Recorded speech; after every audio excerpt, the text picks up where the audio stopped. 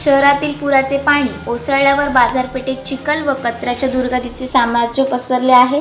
पुराच्या पाण्याने संपूर्ण बाजारपेठेत होत्याचे नव्हते झाले।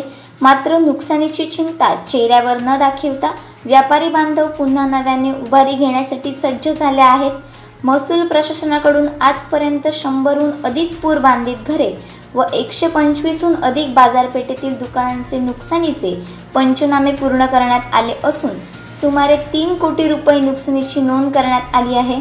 पुराचे पाणी विहिरीत गेल्याने साथीच्या रोगांचा प्रादुर्भाव होऊ नये यासाठी आरोग्य विभागही सतर्क झाला असून येत्या सोमवारपासून दररोज प्रभागनिहाय आरोग्य तपासणी करण्यात येणार असल्याचे वैद्यकीय अधिकारी डॉक्टर जगदीश पाटील यांनी सांगितले।